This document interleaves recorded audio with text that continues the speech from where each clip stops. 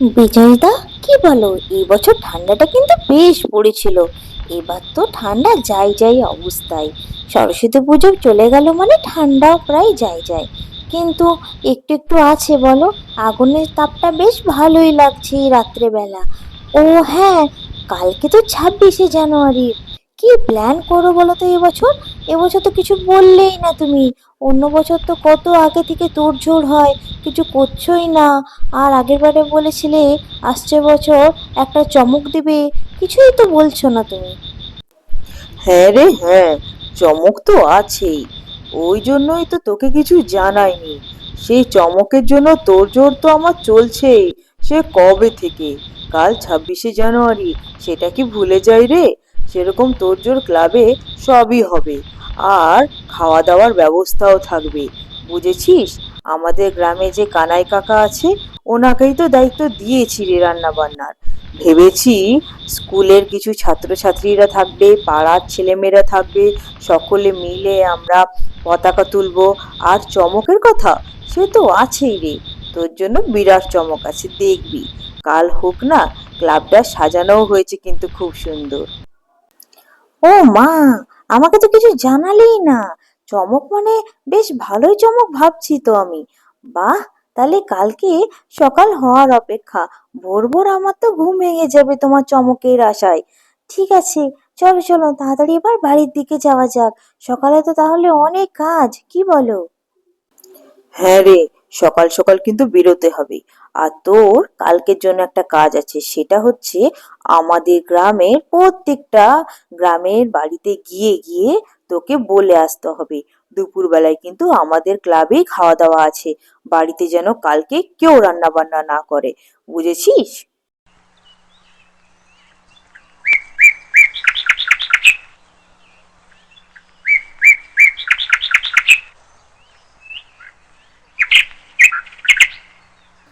ওরে সর্বনাশ বিজয়দা, এত সুন্দর সাজিয়েছো ক্লাবটা! ও মা, আবার বেলুনের গেটও করেছো! বাহ, দারুণ তো! আমি তো অবাক হয়ে গেলাম, আমাদের ক্লাবটাকে তো চিনতেই পারছি না। বেশ লাগছে কিন্তু, রঙে বেরঙের তিরঙ্গার কালারের কি সুন্দর সাজানো হয়েছে!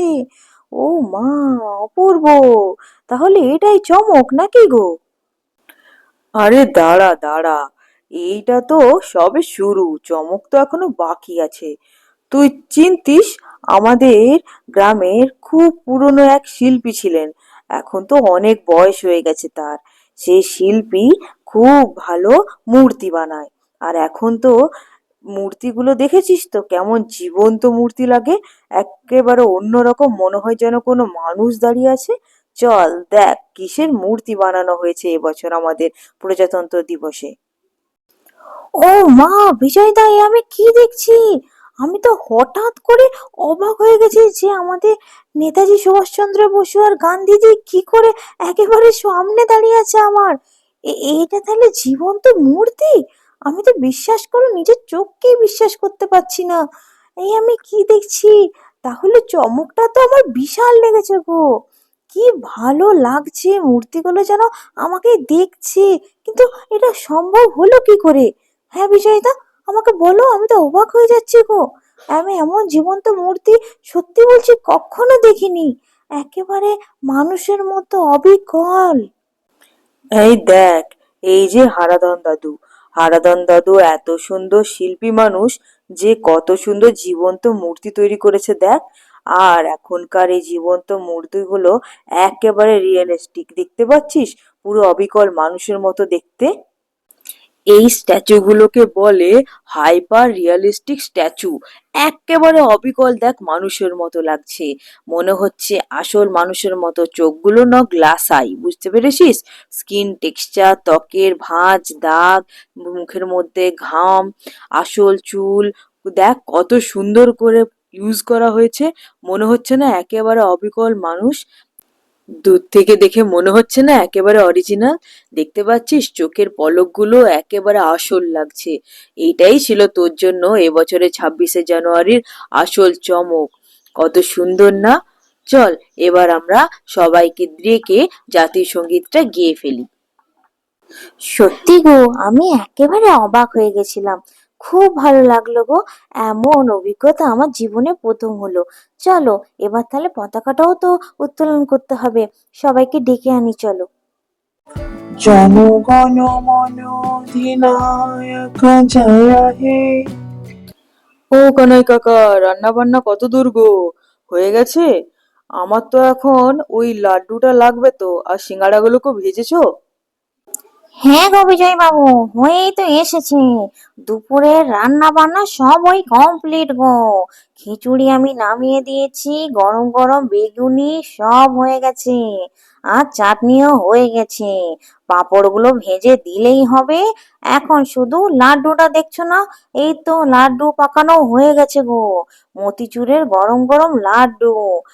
আর এই যে গরম গরম সিঙ্গাড়াটা নামিয়ে দেবো। তোমার এখন তো সিঙ্গাড়া আর লাড্ডুই তো লাগবে, ছেলে মেয়েগুলোকে দেবে তো। হ্যাঁ হ্যাঁ, এই যে নিয়ে যাও। তারপরে দুপুরের খাবার তো ব্যাস হয়েই গেছে গো।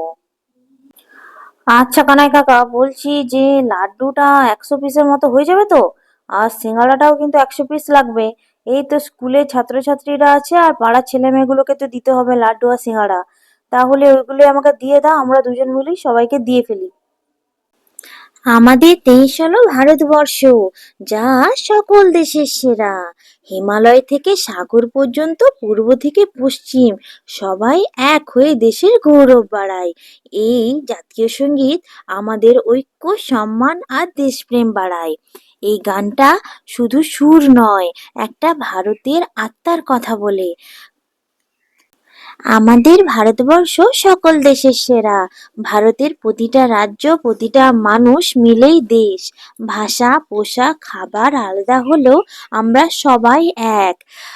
আমাদের সকল ভারতবাসীর মনে থাকা উচিত, অন্যায় নয় সত্যের জয়, ভয় নয় সাহসের জয়, ভাগাভাগি নয় ঐক্যের জয়। চলো সবাই লাইন দিয়ে দাঁড়িয়ে পড়ো। এখানে সবাইকে লাড্ডু আর কচুরি সিঙ্গারা দেয়া হবে। সবাই লাইনে দাঁড়িয়ে পড়ো। আর হ্যাঁ, দুপুরবেলায় কিন্তু সবাই না খেয়ে যেও না। এখানে কিন্তু সকলের জন্য খাবার ব্যবস্থা আছে। আজকে সবাই এখানে খিচুড়ি খেয়ে যাবে। আজকে আমাদের প্রজাতন্ত্র দিবস উপলক্ষে এখানে ক্লাবে সকলকে খাওয়ানো হবে।